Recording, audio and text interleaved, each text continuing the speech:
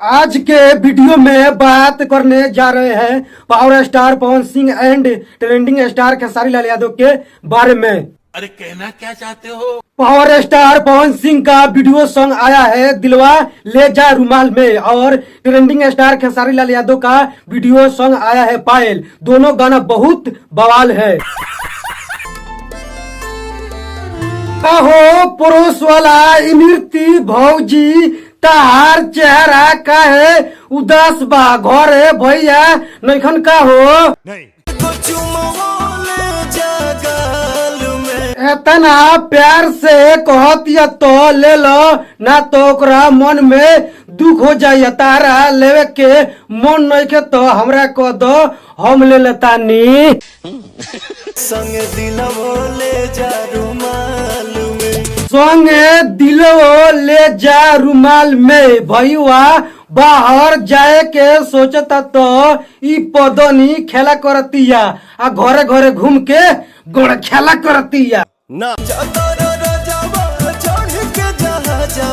उनकरा लोग से पैसा उड़ा गइल बा, वैसे जहाज से कमाए जातरन परदेश। मोहिनी के जाल में टेंशन मत ले भौजी भैया कौन हो सौतनिया के फेरा में ना परिहन। कुछ दिन के बाद तो पैसा कमा के घरे अइबे करिहन, मत रो। हमरा तू साइन पिया आचरा पर साइन करे के काहे कहतारू? नहीं। इहना केहू के हमार वाला हक हो, झूठो के भैया पर करतारू शक हो। हर के जात हई होइए जाला शक हो। भौजी के समझ में आ गयल जा तू बाहर। ना ई का होता हो?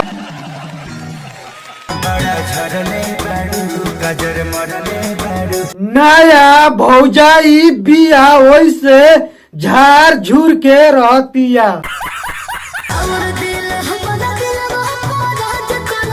अच्छा नहीं।